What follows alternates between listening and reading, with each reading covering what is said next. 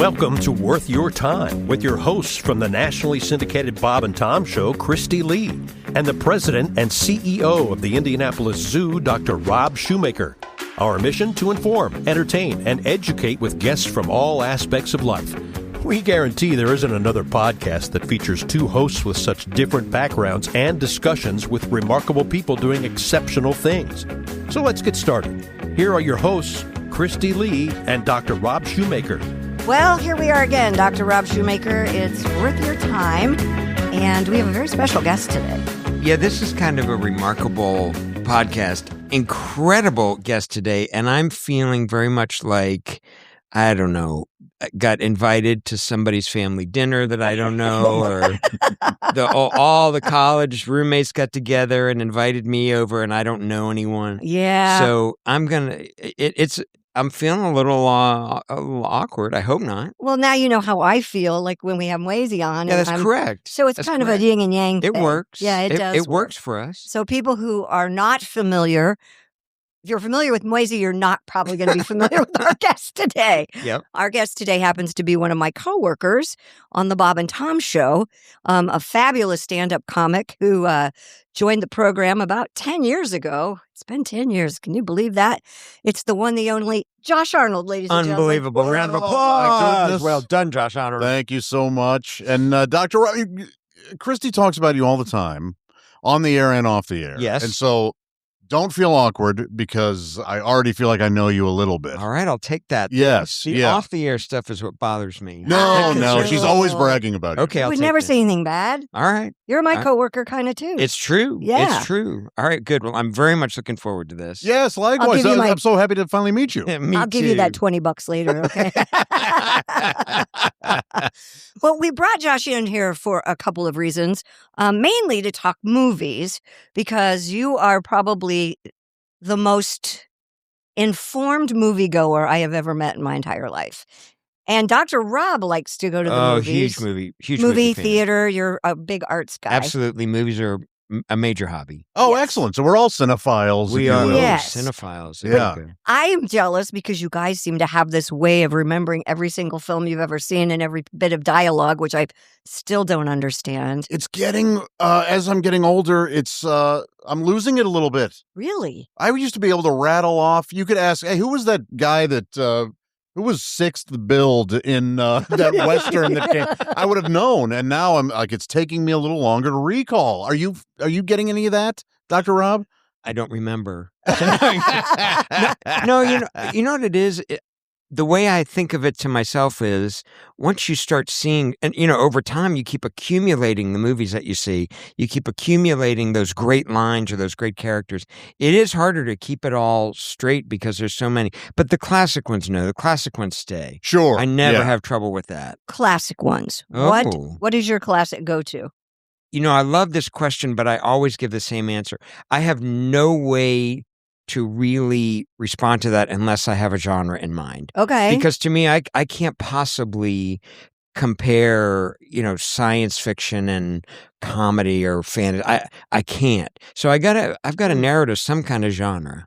What genre do you want to pick? Oh, let's go classic films before the 70s. Just like an incredible movie? Yes, like some of your favorite black and white. Oh, I'll go way back. I'll tell you one of the best movies I've ever seen. I still can't believe it. The Best Years of Our Lives. Isn't that thing incredible? It's a phenomenal. Kristi, have you seen it? I don't know. You got to give me more than just the title. Here's what's most incredible to me about it. Black and white, of course. Right. We love black and white movies. Made right after World War II. But what was incredible is it was about, it focused mostly on men. And it was, I think it's three main characters, men who were in the war. Right. And they come back to the U.S., all based in the U.S. And it's essentially how do they assimilate back, but it's through the lens of their, either if they had a girlfriend or a fiance or a wife or whatever. And the most incredible story in it to me, it's three stories simultaneously, is a double amputee, a man who lost both of his arms in World War II. A non-actor. Right. Yeah. Seriously, he actually did lose his arms. And he has hooks. Oh and my. he came back and played, I don't know if he played himself, but played a double amputee who had prosthetics, came back and and went on to star in other movies in that era. He's astonishing. It's easily one of the best non-actor acting performances. So What is his name? Do you know? No, I don't remember. no, and I don't remember. I know he was nominated. I want to say he won, I don't remember. but I mean, yeah, Gosh, that's amazing. You know, I have this unbelievable memory. This was years and years ago when I first saw this movie. I was recently married, and it was a really terrible weather day, and my wife and I just said, well, let's just watch a movie middle of the day, which we kind of never do. And we had no idea what it was, and we turned it on, and from the beginning to the end, we were just riveted. And by the end, I think we were both a mess because you can imagine it would be, I think, so difficult to make that movie today because it's just so pure and so innocent. And it's about these men who I think really feel like, how could my wife or my girlfriend or fiance want me after everything I've been through? Whoa. It's incredible. it's harrowing. It's incredible. Powerful. And I mean, I guess there's not a whole lot of spoilers. It's been out for whatever, how many decades. But I mean, the women are just, at least a couple of the women, are really heroic. And especially the relationship between the guy who lost his arms and this wonderful woman that he comes back to. I would say if it's one of the all-time best movies I've ever seen. Yeah, I agree. That's I really agree. strong. Yeah, it's. I mean, if not in my top 10, in my top 20 of easily. all-time best movies. Easily. What would your movie be? In this genre? Yes. Boy, it's funny. I came up with it, but to answer, one of my all-time favorites is The Philadelphia Story. That's a good Oh, one. yeah. Now, I do know that one. Katharine Hepburn. Yes. Yeah. I just think it's so witty and smart and romantic and that one, if it's on, I'm usually stopping whatever I'm doing. It's a good film. Yeah. Okay, now because you said it, somebody asked me this recently, and I came up with a really weird answer in my own head. They were asking, what's the most romantic movie you've ever seen? They were just asking. Oh, that's a really good the question. most romantic movie you've ever seen. My answer is, you made me think about it when you said that about Philadelphia Story. And of course, everybody said, When Harry Met Sally or Love Actually, or, but one of those are things. romantic kind They of comedy things too. But my weird answer is It's a Wonderful Life. Oh, well, Very romantic. Oh, yes, very.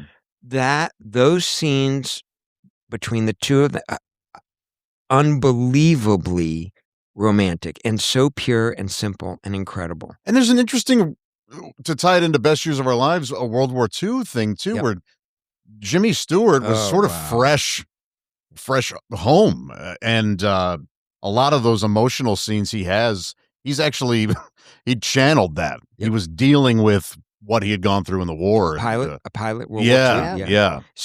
A decorated pilot World War II. Right. Isn't that wild? So I heard... And he had a wonderful marriage. I mean, he and his wife, was it Gloria, I believe was her name? That's right. They had a really incredible relationship and marriage and real life, not in the movies. But what was the Jimmy Stewart film you referred me to during the holidays that I loved? Shop Around the Corner. Shop Around the I've Corner. never You've seen that. never seen that?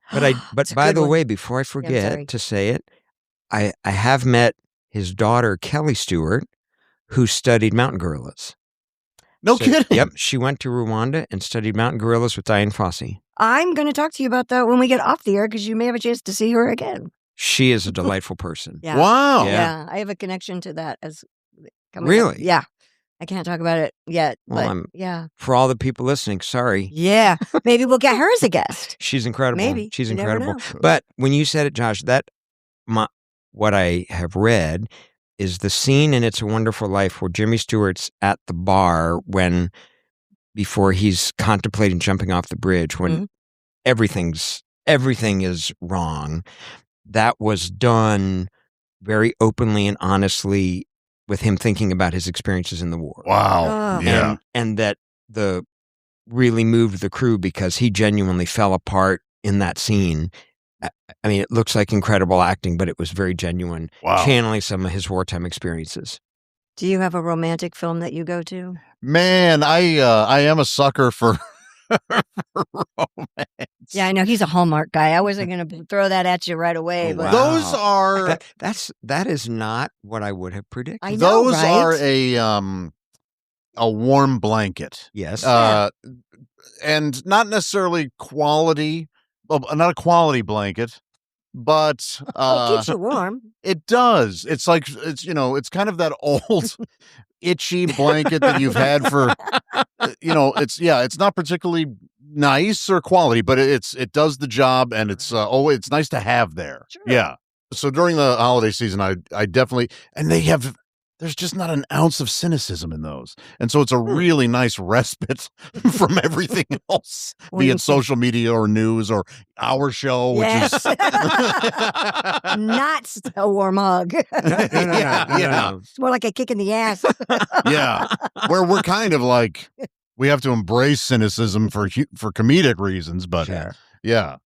So those are just they're not always very good, but they kind of make it feel good. Yeah. So they're the Campbell's chicken noodle soup of Perfect movies. analogy. Yeah. That is a great analogy. It I like is. So that. there are way better chicken noodle soups out there. Yeah. But Campbell's that one still always kinda- harkens back to home, doesn't it? Right, You know? Wow. So if you were going to show a movie to your loved one, and you were like, this is the most romantic film I've seen, Oh my gosh. who would you want to share that with? I See, mean, not who would you it's want to a- share it right, with, what but what It's a hard movie? question. Would it It be? is a hard It's a really hard Yeah, I'd question. have to go to, Casablanca or, some of these that are classic, Yeah. romantic, you're tearing up at the end, and it is hard. There are a lot of good ones. When Harry Met Sally is one of them, because it really tackles so much about relationships, from friendship to, and I think even the tagline is like, can friends Yeah.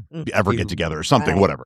And it's so relatable in so many ways, and obviously really funny, but really romantic. I mean, spoiler alert here at the end when he confronts her on New Year's Eve, and he's like, look, I'm here not because I'm lonely and it's the holidays, but it's because when you realize you want to spend the rest of your life with somebody, you want that to begin right now. Wow. And it's just, that's such a like, oh my gosh, yeah, that's really, that's so sweet. That is sweet. And he had to say the right thing too, because she was not totally, I mean, she was on board, but he had messed up a couple times. Yeah.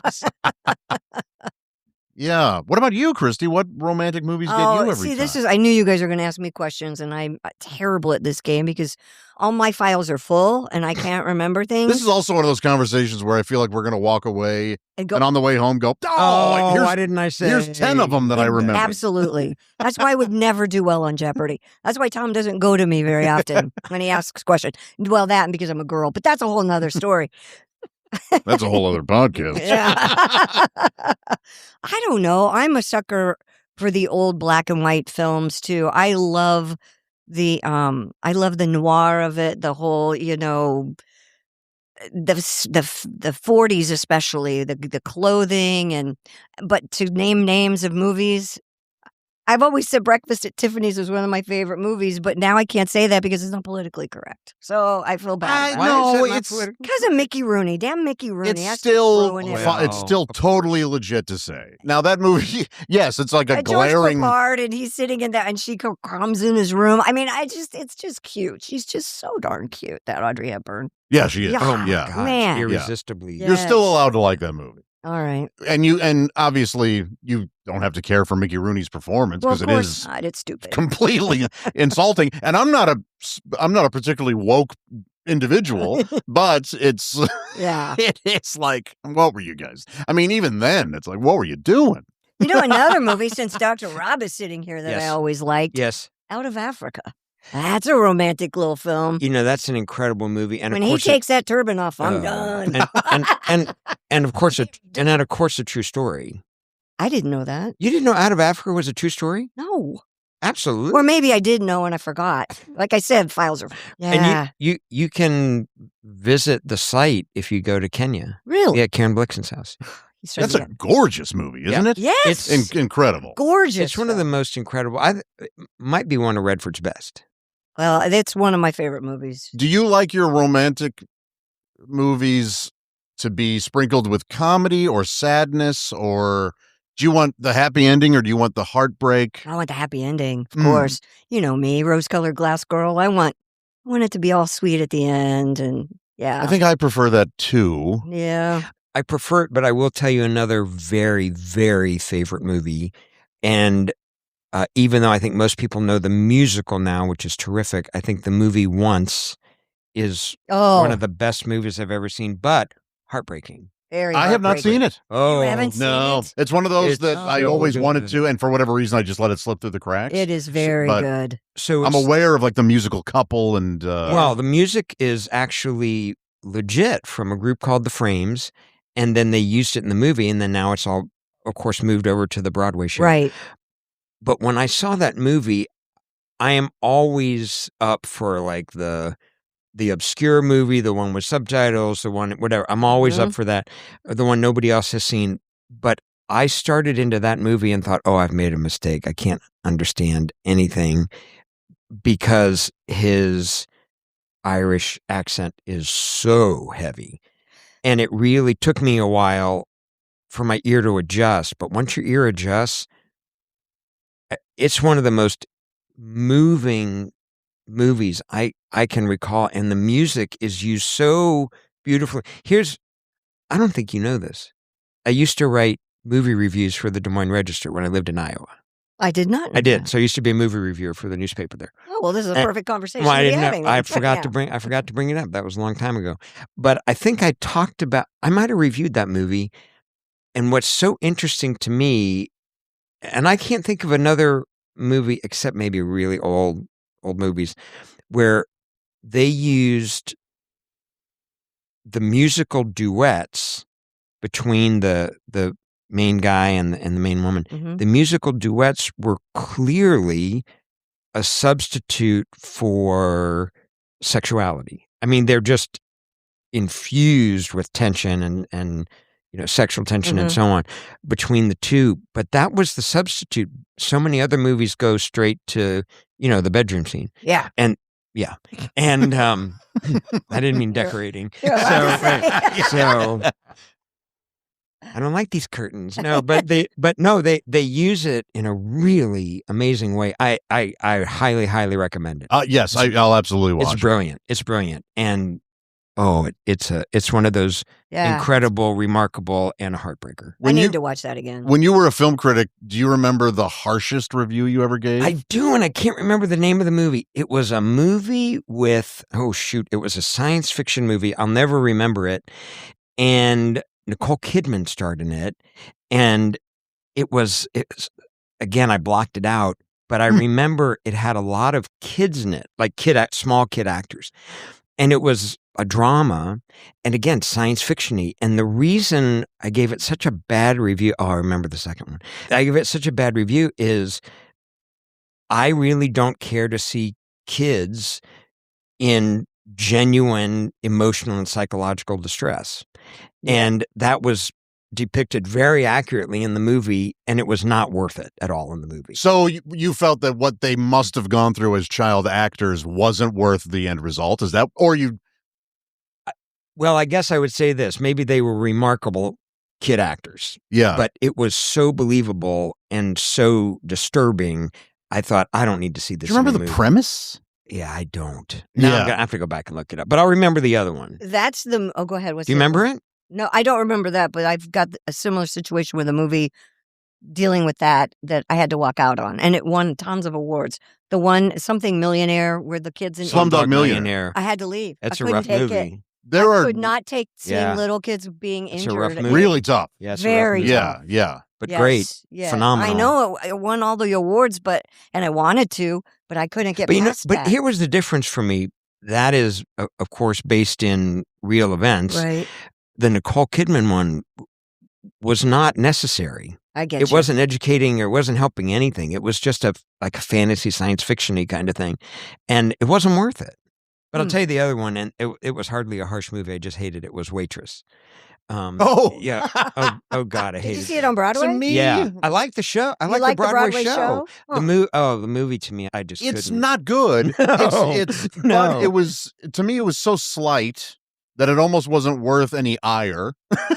And I forgave it because its heart was completely in the right place. Oh, I had ire. Sorry. You know, you're fine. You're fine.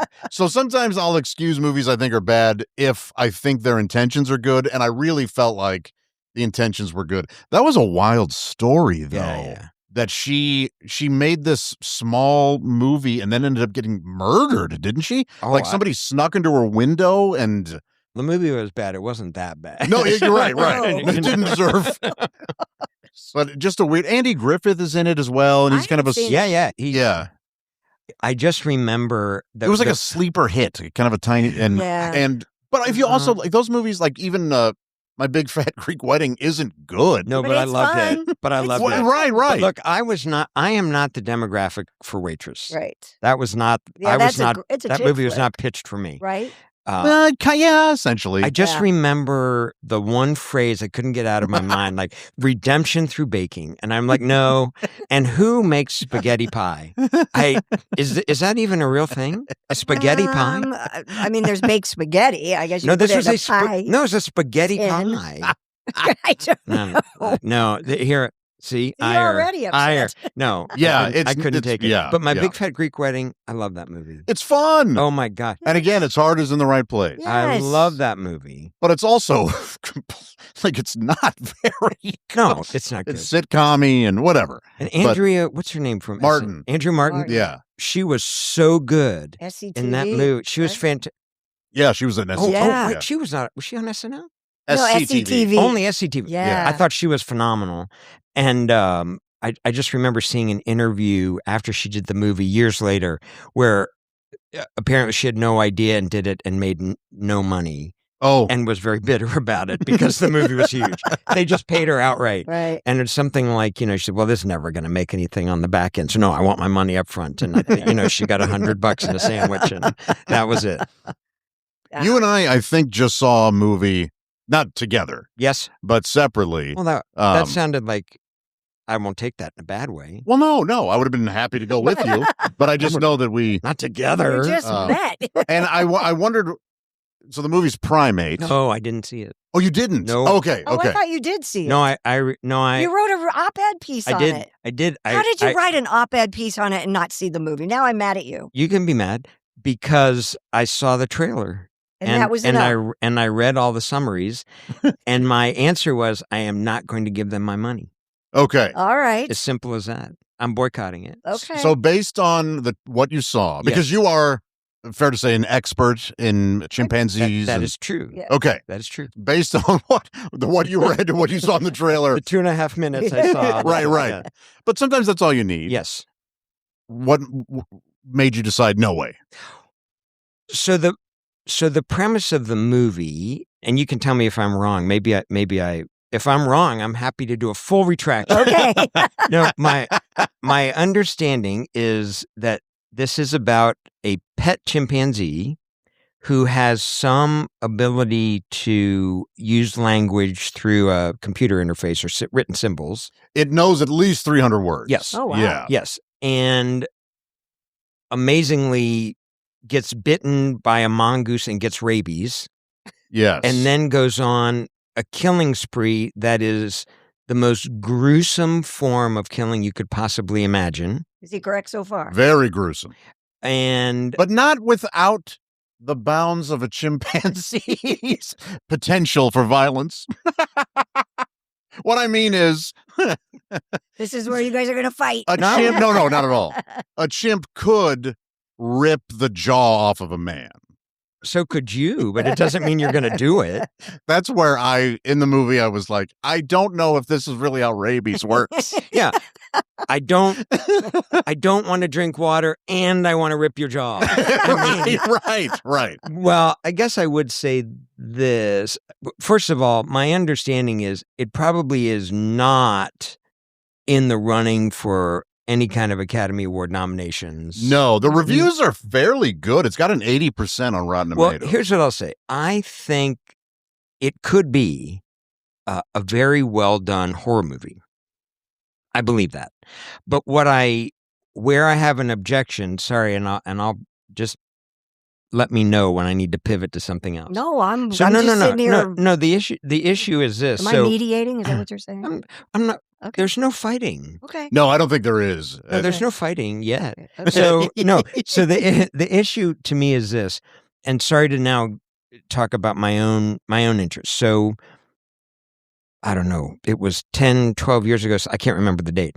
I published an article in Science Magazine with some colleagues, including Jane Goodall, and we were all co-authors on a study. And one of the things that we realized is that the depictions of chimpanzees in particular, the depiction of chimpanzees in the media has a very direct and measurable impact on people's conservation attitudes about chimpanzees. And what we knew, and this was at the time, depictions of chimpanzees being used in TV shows and movies and on greeting cards and all those kinds of things had so eroded people's perceptions that they thought, oh, well, there's no way they're endangered. I have no interest in that whatsoever, because otherwise we wouldn't be seeing them doing these things. We wouldn't be seeing them in the media, so on, so on, so on. So really, really damaging. Now, the thing about this movie Primate, that makes me so concerned about it is we have gotten really far away from that in the media. And the turning point back to our major focus was the remake of Planet of the Apes with Andy Serkis. Sure. When they redid that, and I met the director out at an event in LA and thanked him. He didn't know who the heck I was, but I thanked him because he had no idea. He's single-handedly, and it was unbelievable, he destroyed the use of live apes in movies, which was phenomenal. Such a good thing, because from that point on, he had created such real, fleshed, authentic characters through the use of the CGI technology that nobody would accept the kind of nonsense that used to be with a guy in a costume, like in Primate, or a young ape made to perform certain behaviors or so. I mean, it was so fake that compared to what was accomplished in Planet of the Apes, it was so real and totally virtual that he single-handedly ended that, as well as the work of a number of people, and I would also say that included me, of literally moving apes out of the entertainment industry into good zoos, for example. This is such a throwback, this movie Primate, that I worry about the damage it's going to do to perceptions. And by the way, it is still legal in many states to have chimpanzees as a pet. No kidding. Yeah. And you can buy them. And the end result for them is never good. Never good. I wouldn't think so. And in fact, I think everybody knows we're in Indiana. Right. It is perfectly legal in Indiana for me to have a pet chimpanzee. Isn't that something? And in my neighborhood, this is the example I always give. In my neighborhood, a lot of people have, like a lot of people do, a little flock of backyard chickens. There are a few people.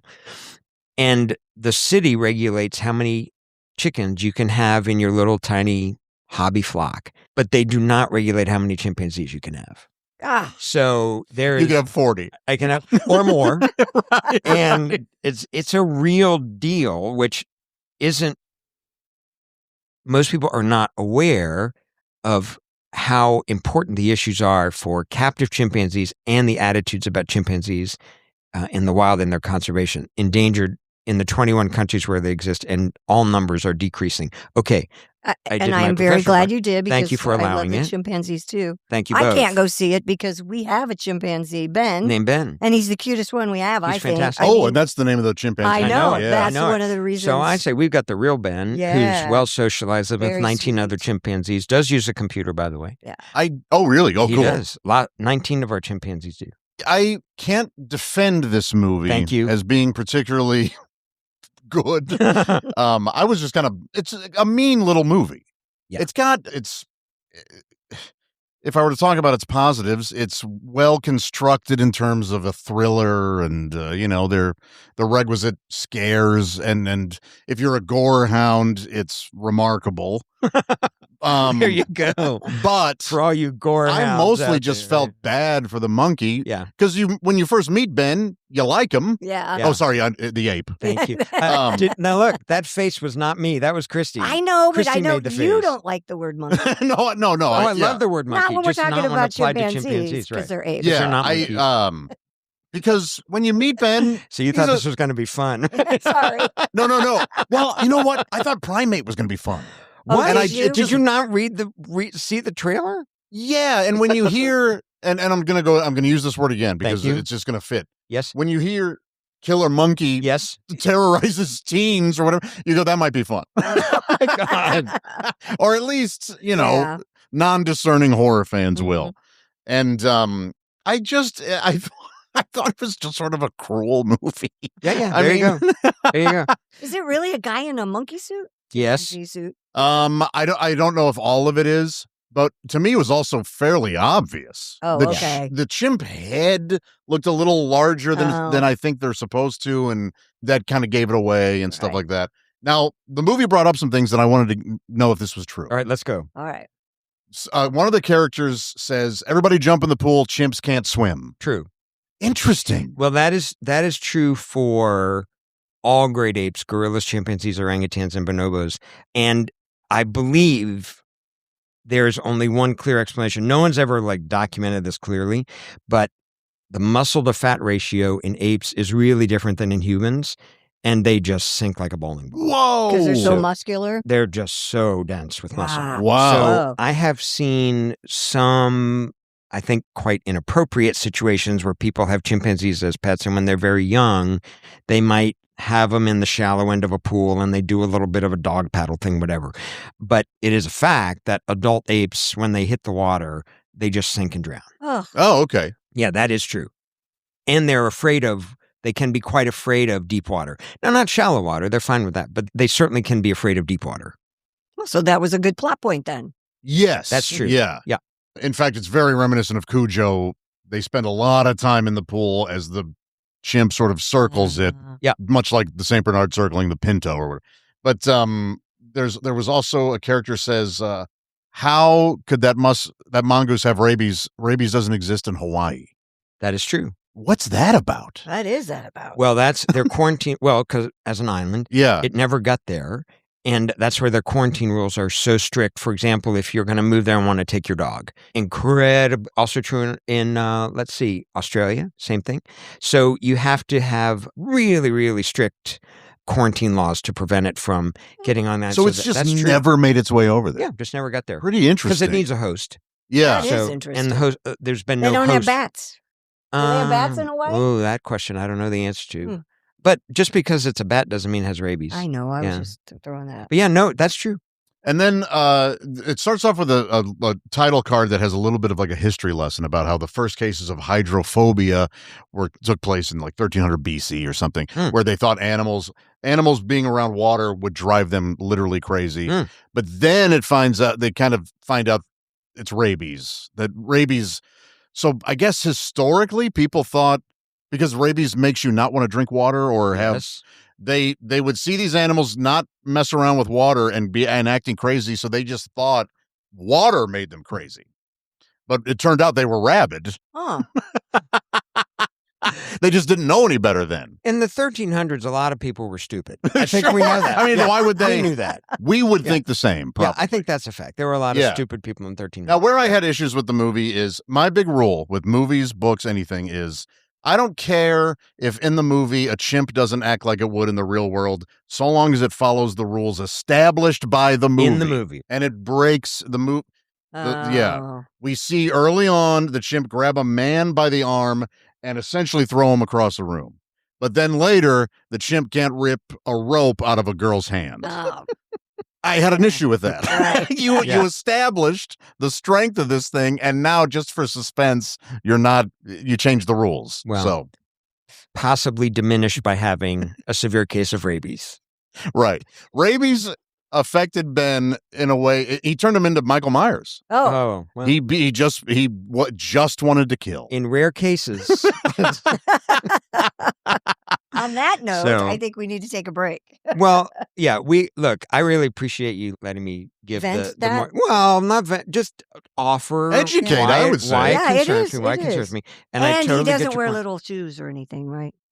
He is wearing like a hoodie or something yeah. in the Oh, wait, beginning. okay, now see, you brought it up. He's got a little red hoodie on. No. Something like that. Yeah, a little red He's an sweatshirt. IU fan. And here, well, that's fine. But the one other piece, I still don't know how they got away with this.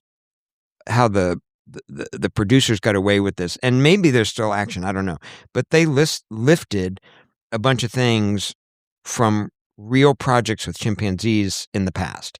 So there was a chimpanzee that learned sign language that was living in a home, one of the early sign language projects, and some of the photos, the promotional photos of the movie Primate, it's exactly modeled on that chimpanzee who wore a little sweatshirt. Oh. Yeah, it was a sweatshirt. for It's sure. modeled right on that. And the other thing, the symbols that he used, those are lifted directly from work with bonobos from a colleague, Sue Savage-Rumbaugh. And the movie just lifted that stuff and used it. I don't know how they got away with that. They did their research. But like you said with that Nicole Kidman movie earlier, was it worth it? Yeah. Well, to me, the point is, why does it have to be a chimp? You could do anything. You could have made it anything else, and the horror movie would have been probably just as good. I think it's because, the old joke in Hollywood for a while, and I know we need to break, but it was Die Hard was so successful, everything became Die Hard on a plane, Die Hard on a boat, Yeah. Die Hard on... In this case, I think the success of movies like Megan, where you have a doll who's Yes. now killing Yes. and stuff they went, hey, it's Megan with a chimp. And we can There you go. make it for $2 million and it'll make 30 or whatever. Well, there you So, go. Fair enough. Easy to do. Yeah. Well, now that we got that out of the way, Thank you. we're going to come back and talk about, first of all, we're going to talk about current movies Okay. when we come back. Excellent. And maybe get some Oscar predictions from Josh, because I think you've seen almost all of the movies that are possibly going to be nominated. Yeah, maybe. Yeah, I think most at least. Yeah, I wish I could say that. I have not. And we'll talk about, I know you're a big sci-fi horror fan, right? Is that correct? I definitely huge into sci-fi. Depends on the horror. Okay. I'm not a what do you call it, a gore A hound? gore hound. Right, I'm right. I'm gonna the use that. same. I'm not a gore I'm not a hound. gore, but I don't know if that's true. Like I like Quentin Tarantino. Oh, so- that's- Sure, but there's more to it. yeah, I'm I'm not a gore hound in the way we were talking about. Yeah. before. Okay. But All right. Anyway, Yeah. but hey, maybe we should just take a minute, remind people they can find us on any of the streaming platforms, but also don't forget all our audio is posted on YouTube. You can find us there. Look us up on TikTok, Instagram, and they can find you on Instagram. Yes. And you post everything. to post everything. You but, everything. yeah, Kristi Lee News, but we are called Worth Your Time. Worth right? your time. And boy, are we worth your time today. We're having a wonderful conversation with my colleague, Josh Arnold, That's for and sure. we'll be back with more. You've been listening to Worth Your Time with Dr. Rob Shoemaker and Kristi Lee. If you like what you hear, please give a review wherever you get your podcasts. And don't forget to tell your friends. Word of mouth is the best compliment. Thanks to our producers, Chris Spangle of Leaders and Legends, LLC. You can reach him at leadersandlegends.net. Also, thanks to Sophie Ritz. I'm Christopher Geisen. Thanks for joining us.